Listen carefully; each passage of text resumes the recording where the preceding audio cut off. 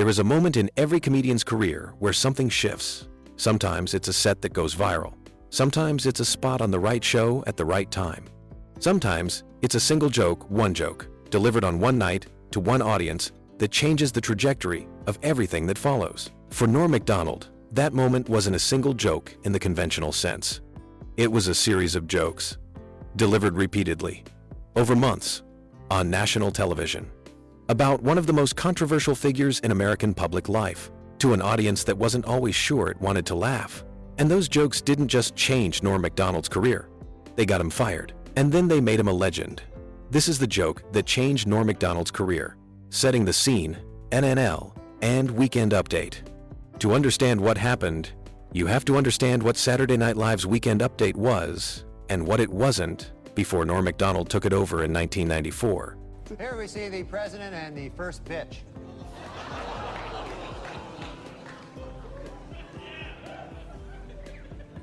Hey, slow down, you bitch. Let me catch up. Weekend Update had been a fixture of SNL since the show's very first season in 1975. The concept was simple: a mock news broadcast, anchored by a cast member, delivering fake headlines and commentary on real events. And now a correction to a story we ran last week. Prince Charles is actually the one in the middle. Over the decades, it had been handled by Chevy Chase, Jane Curtin, Dan Aykroyd, Bill Murray, Dennis Miller, Kevin Nealon, and others. By the early 90s, the update had developed a particular style, polished, winking, satirical, in a mode that was recognizable and comfortable. The anchor was in on the joke with the audience. The delivery was smooth. The tone was late-night savvy, the kind of comedy that felt sharp without ever being truly dangerous. Then Norm Macdonald sat down behind the desk. Norm's approach to Weekend Update was immediately, visibly different. Where his predecessors had been polished, Norm was blunt. Where they had been knowing, Norm played it straight. In the wake of the verdict, angry Menendez defense attorney Leslie Abramson said the jury simply chose not to believe the brothers' excuse that they had been sexually abused by their father, and says she knows why. Quote, "It's because my clients are black." Where they had been careful to signal irony, Norm delivered jokes as if they were simply true statements about the world, and if you didn't laugh, that was fine too, because the joke was still correct. His timing was unusual. He held beats longer than was comfortable. He would deliver a punchline and then sit there, looking mildly satisfied, waiting.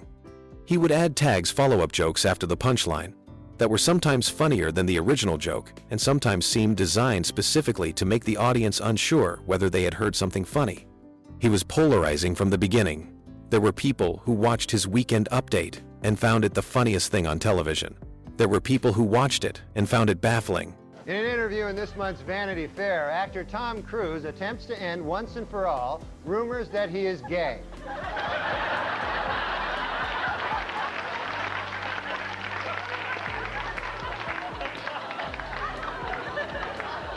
There were executives at NBC who watched it and found it concerning. But none of that fully became a crisis until O.J. Simpson. And the Pope came out with a book this week, which contains a series of essays examining faith and morality in today's secular world and the changing role of the Catholic Church as it approaches the 21st century. The book is entitled, "God Himself Told Me That O.J. is Guilty."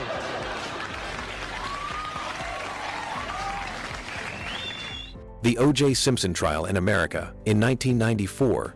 In the summer of 1994, O.J. Simpson was arrested for the murders of his ex-wife Nicole Brown Simpson and her friend Ron Goldman. What followed was one of the most extraordinary media events in American history. The trial, which began in January 1995 and ended in October of that year with Simpson's acquittal, consumed the national consciousness in a way that is difficult to fully convey from the distance of 3 decades. It was on every channel, every newspaper, every conversation. It was the story. The Simpson case was also, from the very beginning, a deeply divided story. The evidence against Simpson, the blood, the DNA, the history of domestic violence. The timeline struck many people as overwhelming. The acquittal struck many people as a miscarriage of justice. To others, particularly many in the Black community, the acquittal was a rare moment of accountability for a justice system with a long history of railroading Black defendants, and the jury's verdict was not a statement about guilt, but a statement about that system. It was, in short, a story on which reasonable people could hold passionately different views. And it was a story on which comedy, the kind of comedy that required taking a position, was inherently dangerous ground. Most of the entertainment industry and most of late-night television navigated this carefully. You could make jokes about the circus of the trial, the lawyers, the spectacle, the media coverage. You could make jokes about the glove. You could make jokes about Kato Kalin.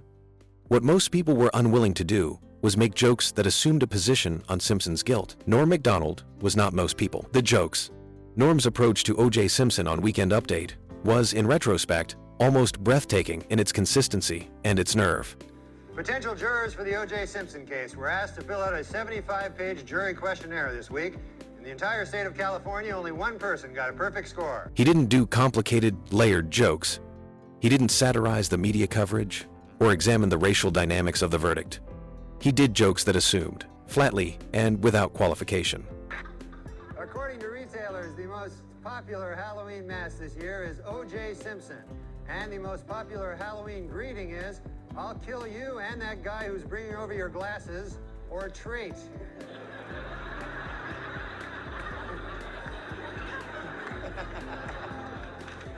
The trial that followed, Norm came back to O.J. Simpson.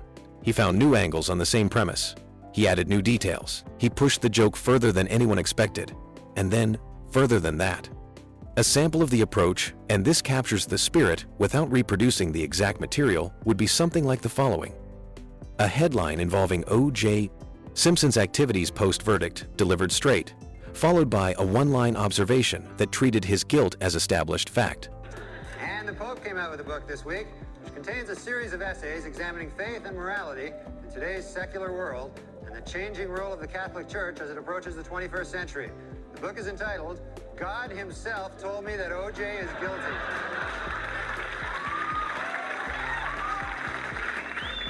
Followed by Norm's expression of mild, almost philosophical bemusement at the situation. The jokes worked for several reasons. First, the pure audacity of continuing to make them. In other book news, Prince Charles released an autobiography in which he states that he never loved Princess Di and that his father pressured him to marry her. The book is entitled, "Of Course O.J. Did It. I mean, come on." After the verdict, the conventional wisdom in entertainment was that the O.J. story was over and the comedy well had run dry. Norm disagreed. He kept going. The sheer persistence was itself a kind of commitment that audiences found both unnerving and funny. Second, the deadpan. Norm didn't wink at the audience about these jokes. He didn't signal that they were controversial or that he knew he was on thin ice. He delivered them the way you deliver a weather forecast. Well, more O.J. Simpson news. On Friday, the Juice officially endorsed Bill Clinton for president, adding, quote, "I'd like to help him any way I can." To which the president replied, "Well, there is one thing."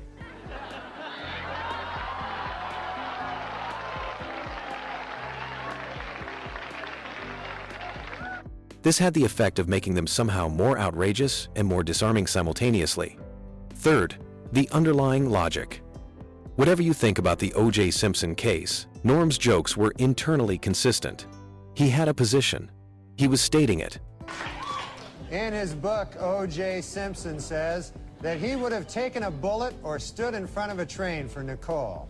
Man, I'm going to tell you, that is some bad luck when the one guy who would have died for you kills you. That's probably... You don't get worse luck than that. The comedy came from the collision between that plainly stated position and a world that had collectively decided not to state it. He was, in the most literal sense, saying the thing that people thought but weren't saying, and in a culture that had developed enormous sophistication around not saying that thing, around nuance and hedging and acknowledging complexity. And there's Charles Woodson. How about that? And what a season he had.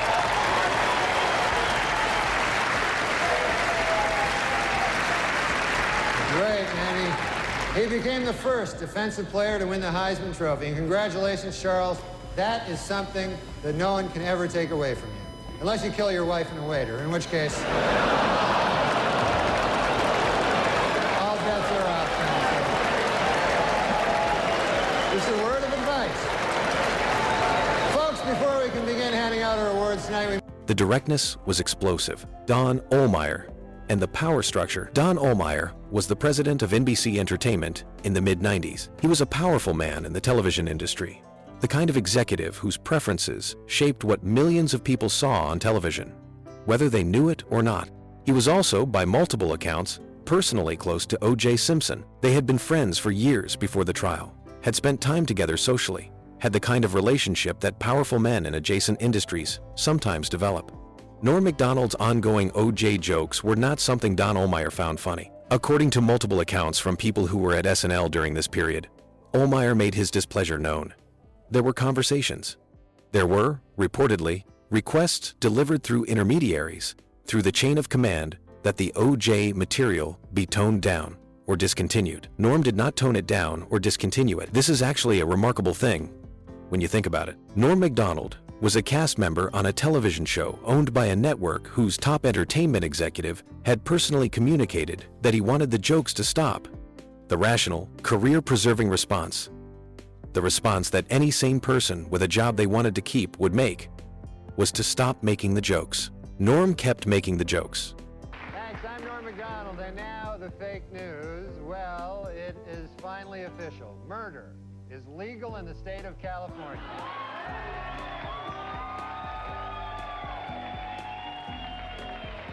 Whether this was principled defiance or simple stubbornness or a genuine assessment that the jokes were too good to drop is something only Norm could have answered.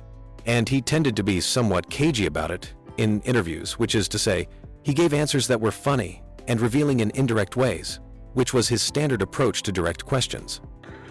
O.J. Simpson's new fitness video was released this week, and hitting the shelves next week, Simpson's newest video, Dorf on Stocking.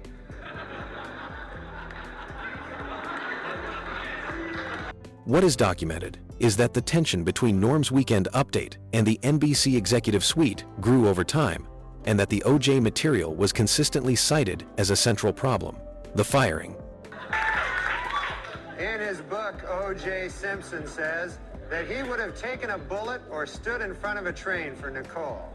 Man, I'm going to tell you, that is some bad luck when the one guy who would have died for you kills you. That's probably... You don't get worse luck than that. In 1997, 3 years into Norm's run as Weekend Update anchor, he was removed from the desk. The official explanations were vague. He was told he wasn't funny. He was told the segment needed a new direction. The specific language used by NBC and SNL producers was the language of creative reevaluation that organizations use when they want to make a change without fully explaining it. Norm, for his part, was relatively direct about what he believed had actually happened. In various interviews over the years, he consistently pointed to the O.J. material. And O.J. announced this week that he's coming out with a new book called I Want to Tell You. And if it's successful, O.J. will work on yet another book entitled From Football to Prison, My 25 Years of Showering with Other Men. And to Ohlmeyer's personal involvement as the central explanation for his removal. The phrase he used on multiple occasions, including in a television appearance that became famous in its own right, was essentially this: he had been fired because the president of NBC didn't think he was funny. And the president of NBC didn't think he was funny because the president of NBC was a personal friend of O.J. Simpson. Saying this out loud, on television, about the person who had just fired you, is not a normal thing to do. And finally, in honor of the 50th anniversary of their first publication, Random House will be releasing special commemorative issues of many Dr. Seuss classics. The first to hit the bookshelves will be Green Eggs and Ham and O.J. is Guilty. Most people who are fired by a powerful executive adopt some version of discretion, at least initially. They protect the relationship, or they protect future opportunities, or they simply protect themselves from the legal and professional consequences of being too pointed about powerful people. Norm said it on television.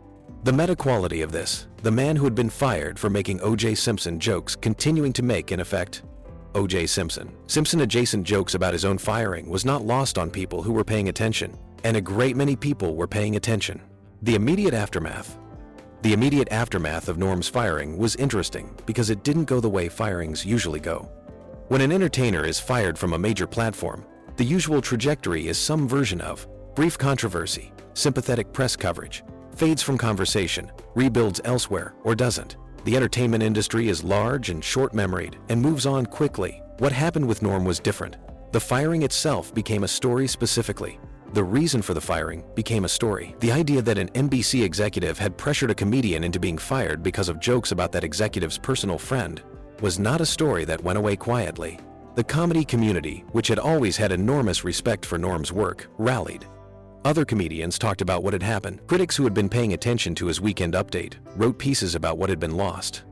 The firing had the perverse effect of introducing Norm's OJ material to people who hadn't been watching SNL closely. People sought out the clips, which spread, and the clips demonstrated exactly what the fuss was about. This is the strange arithmetic of censorship and suppression, which rarely works the way the suppressor intends. Ohlmeyer's apparent effort to stop Norm from making OJ jokes had the ultimate effect of making those jokes famous far beyond their original audience. The jokes that got Norm fired became, because they got Norm fired, the most discussed material of his SNL tenure. The Conan appearance. Shortly after his firing, Norm appeared on Late Night with Conan O'Brien. This appearance deserves its own section because it is one of the most extraordinary things that has ever happened on a talk show. Norm came out and, within minutes, began talking about his firing. He talked about it the way you might talk about a moderately interesting thing that had happened to you recently. Not with bitterness, not with visible anger, not with the carefully managed emotion of a celebrity in controversy. He talked about it with a kind of bemused detachment that seemed either completely genuine or the most sophisticated performance imaginable, and the line between those two things had always been where Norm lived. He named Ohlmeyer. He explained his theory of why he'd been fired. He expressed something close to amusement at the situation. And then, in the middle of this conversation about being fired for making O.J. Simpson jokes, he made more O.J. Simpson jokes. The audacity of this is worth sitting with for a moment. The man who had been fired for making jokes about a subject came on national television to talk about being fired for making those jokes, and then continued to make those jokes on national television, on a show owned by, if not NBC itself, a closely affiliated network. Conan's reaction, and Conan is quick and funny and good at his job, was visible astonishment that quickly converted into delight. He understood what he was watching. He understood that this was not standard talk show behavior. He leaned into it, which was the right call, because any attempt to redirect or manage would have flattened the moment. The segment became a television moment. Not a moment in the social media sense. This was before the current viral architecture, but a genuine, discussed, passed around piece of television that people who saw it remembered and told others about. It was, in retrospect, the beginning of Norm Macdonald's transition from beloved cast member to something harder to categorize and more durable. A comedian whose relationship with authority and institutional power was part of his actual comedic identity, what the OJ jokes actually were. We've been talking about the OJ jokes without fully analyzing what made them work as comedy. And that's worth doing because it goes to the heart of what Norm Macdonald was doing. The easy read is that the jokes were brave because they were about a controversial subject. That's true, but it's not the most interesting thing about them. The more interesting thing is the structure of what Norm was doing. He was identifying a gap, a massive, culturally significant, openly discussed gap between what a large portion of the American public believed had happened and what the official verdict said had happened. And he was making jokes that lived in that gap. This is actually a classic comedic move. The comedian as the person who says the true thing that social convention has placed off limits. The thing everyone is thinking and nobody is saying. The joke that works because the audience recognizes the truth in it, and the laugh is partly a laugh of relief. Someone said it. What made Norm's version unusual was the duration and the consistency. Most comedians who do taboo material do it as a moment, a single bit, a contained provocation. Norm kept returning to the same well, with apparently no intention of stopping, and the very fact of his return was itself part of the comedy. He was demonstrating in real time, over months and years, that he had decided something and was not going to be moved from it. And there is something about that quality, absolute, cheerful, unstoppable conviction, that is funny in a way that goes beyond any individual joke. The OJ jokes were funny, but the Norm who kept making the OJ jokes, that was the real comedy. The longer arc, what came after? Norm Macdonald's career after SNL was, by conventional metrics, uneven. His sitcom was moderately successful and then canceled. His film appearances were sporadic. He never achieved the mainstream crossover that some of his peers managed, and he didn't seem particularly bothered by this. What happened instead was something more gradual and more interesting. Norm became a cult figure, not in the dismissive sense of that phrase, meaning popular with a small audience, but in the deeper sense of meaning that the people who loved his work loved it with an intensity that was unusual. Comedians, in particular, spoke about him with reverence that they reserved for very few peers. His podcast and later his YouTube interview show gave him a platform that suited him perfectly. Unedited, long-form, no network executive to worry about. The constraints of live television had been interesting friction for his comedy, but removing those constraints revealed a version of Norm that was, if anything, even stranger and more compelling. The Netflix special, the appearances on Conan that continued for decades, the social media presence in his final years, which managed to be genuinely funny in a format that almost no one is genuinely funny in. And through all of it, the OJ material remained referenced, circulated, discussed. The joke he was fired for became the thing he was known for. The act that cost him his job became the emblem of his integrity. There is a version of this story where Norm Macdonald stops making the OJ jokes when asked, keeps his job, continues as Weekend Update anchor through the rest of the 90s, and has a different career. A probably more conventionally successful career. More money, more mainstream visibility, more of the things that measure success in entertainment. There is no version of that story where Norm Macdonald is as beloved as the real one, the principle underneath.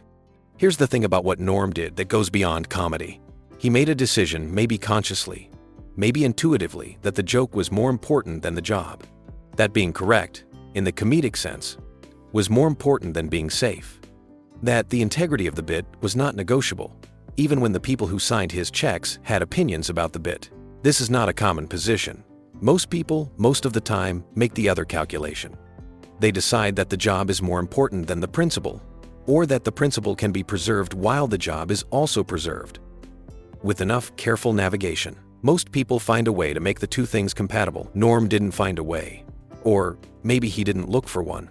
The result was a career that was messier and less lucrative than it might have been, and that was also more honest, more consistent, and ultimately more respected than almost any of his contemporaries.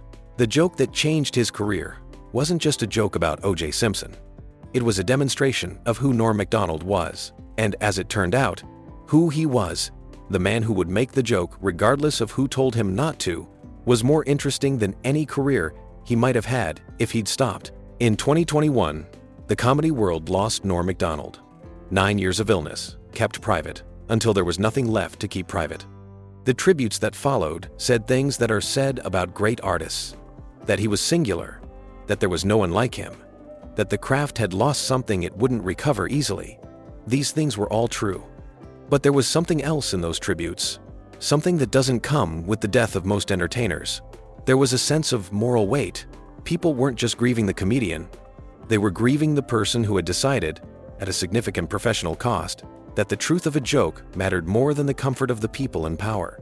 In an industry that is full of people who are very good at calculating what they can and cannot say, Norm Macdonald was someone who appeared to have skipped the calculation entirely. That's rare. Maybe it's the rarest thing there is. Thanks for watching. If this video meant something to you, subscribe and leave a comment. Tell us what your favorite Norm moment is, or what you think about the OJ jokes, or just what Norm meant to you. We read all of them. See you in the next one. See you in the next one. See you in the next one.